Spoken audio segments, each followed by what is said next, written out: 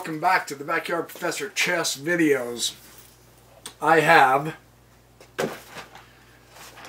what I consider to be a game better than Paul Morphy's opera game for two reasons. One, he played this as an 11-year-old on his 12th birthday, so technically, yeah, a 12-year-old. And he played it blindfold. That is, he was sitting with his back to the chessboard. He was having the moves called out to him, and he was calling out the moves back without ever seeing the chessboard. And he was 12 years old. This is insanely incredible. He's playing the white, our beloved Paul, the snot-nosed little kid who really knew chess. I really wish he would have played throughout his life and contributed to the chess literature. God, how come all the real brilliant greats like Morphy and Fischer and all disappear? It's just, but it happens, so we enjoy what we have, right? Right? Yeah.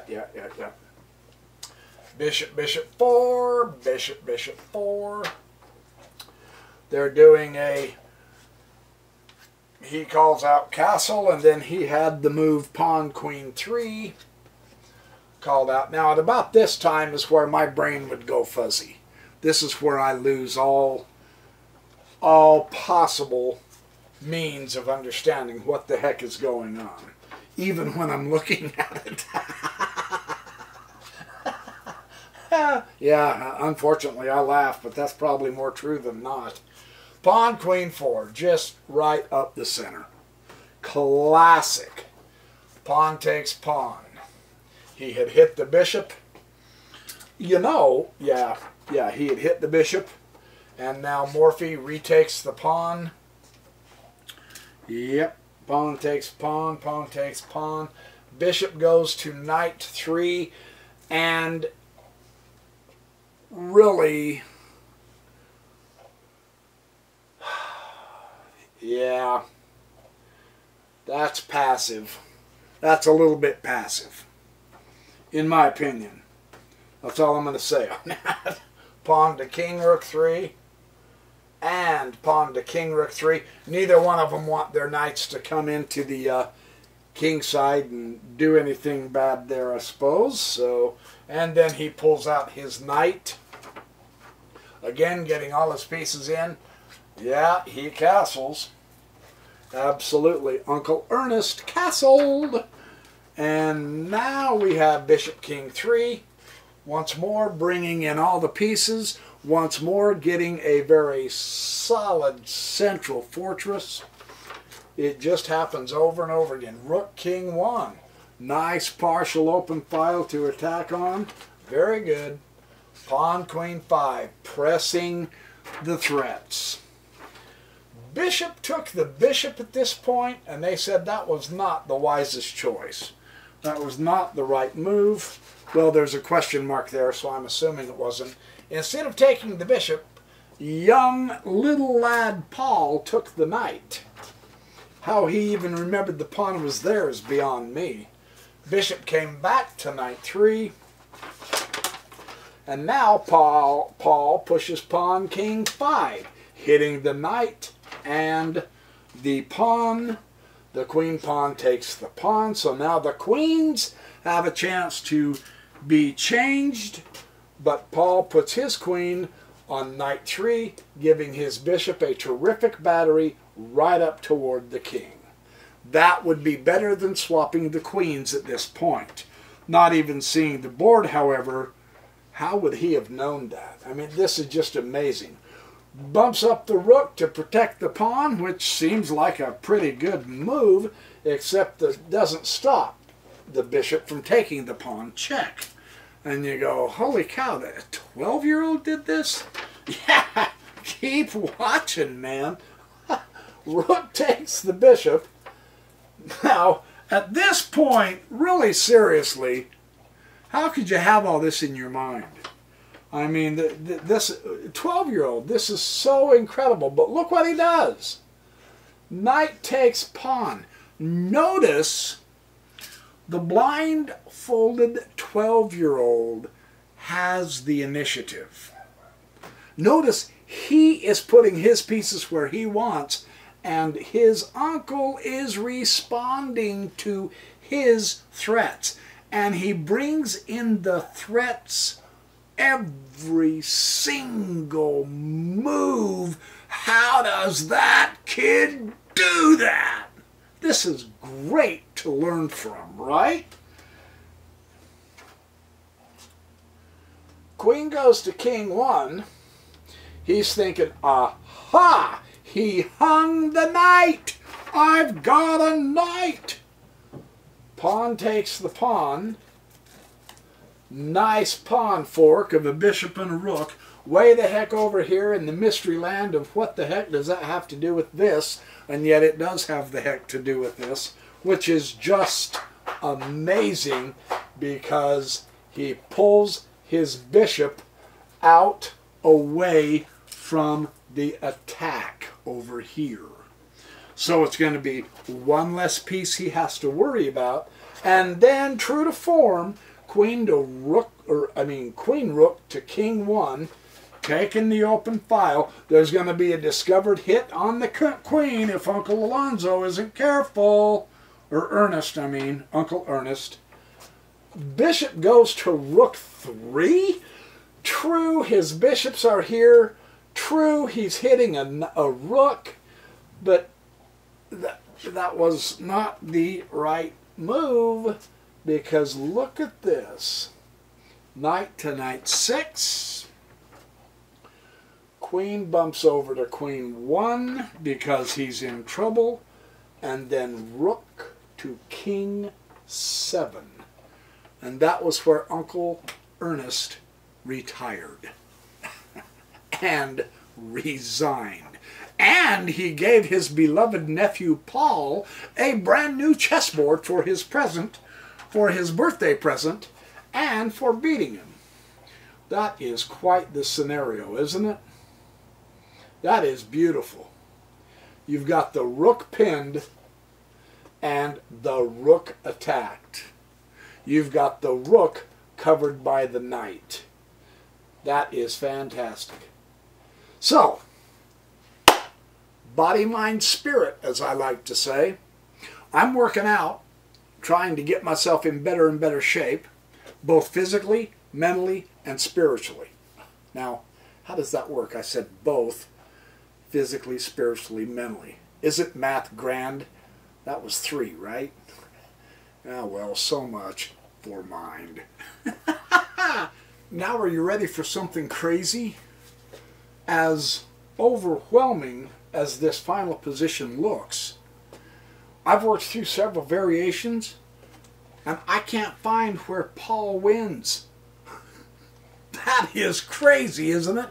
Let me run through 3 variations of this with you to see what you think, and maybe you can come up with something else. I don't know. If queen comes to e8, then rook will, of course, take e8. Yeah, that makes sense. And the other rook will take e8. Yes? Knight to h8, and the king will take the knight because this allows queen to take the rook. Right?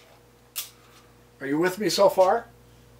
Now bishop takes f1 here, and the king will, of course, take f1, and then bishop goes to a5. Knight would come to e2, rook would go to d8, knight would come to f4, rook to d1 check, king to e2. Notice who's on the attack right now. Rook to d2, king to e3, rook back to d8. Then you could have b4 and bishop to b6, etc. But Paul isn't necessarily winning in that variation. And his uncle Ernest could have avoided what looked like an immediate checkmate. Let me show you another variation. I suspect what his uncle saw was that all Paul has to do is go here, check, and then the king moves down, and then checkmate. That was what his uncle saw. But it was his uncle's move. That's what makes this so fascinating. It was his uncle's move. It wasn't Paul's move. So here's another variation that I looked at. What if queen, instead of just losing the queen, like in that last variation, what if queen got a rook out of this? Queen takes the rook. And of course, knight would take the queen. Now you still can't take it because the rook is pinned, right? So king comes to f8, threatening the knight. Knight goes to g6, check. King comes back to g8. Knight goes to e5.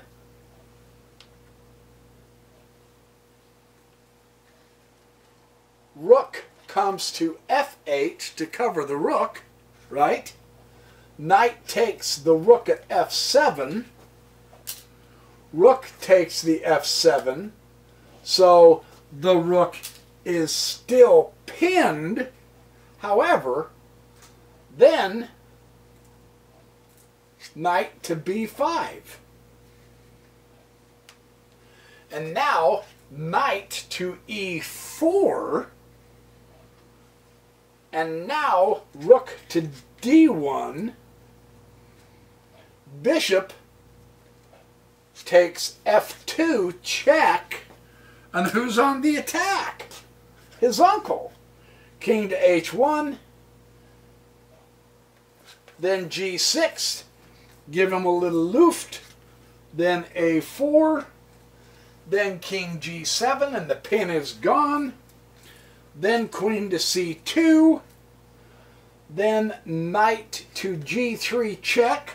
Who's on the attack here? King to h2. Bishop takes b5. So he exchanges the knight and the bishop. Then king h7. And then you've got b4. But again, Paul doesn't have an overwhelming win. Now let me show you a third variation I found. Here's a third variation that we can look at to show that Paul doesn't necessarily have the win. It's real interesting here. What if queen came to f8? And you say, well, he's just giving up the queen, but watch. It's real interesting what you see here. Knight takes f8. Then, of course, the rook would take f8. Then we have rook to c1. Then you would have c5. Then knight a4. Then c4, threatening the queen. The queen goes to a3. The bishop takes f2 again. Check. King takes f2. Rook takes e7. Queen takes e7. Knight to d5, discovered check and threatening the queen. So yes, black gave the queen, but he gets it back because he has no choice but to take the rook. And the king gets to take the queen. Whoops. The king, dude, take the queen already.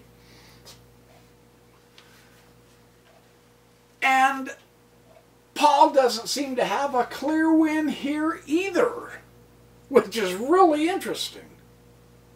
So the game itself was spectacular. The ending looked really good, but there's 3 different variations that shows Paul did not have a clear win. That's really interesting, isn't it?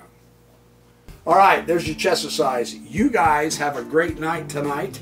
I will be back with more videos. In the meantime, remember, keep on studying because we're trucking now. We are seeing some fantastic Paul Morphy videos and games, and there's more to come. And the good news is I have endgame studies coming up. Yeah, I've been working on them. I'll get some out there. I know you've been hollering for them. I'm getting them coming, but I'm having too much fun with Paul Morphy. I apologize. The nice thing is, most of these games are not well known. They aren't played through and through and through and through and through and very famous, and so we're getting some new stuff. See you in the next video. That's right, you right there.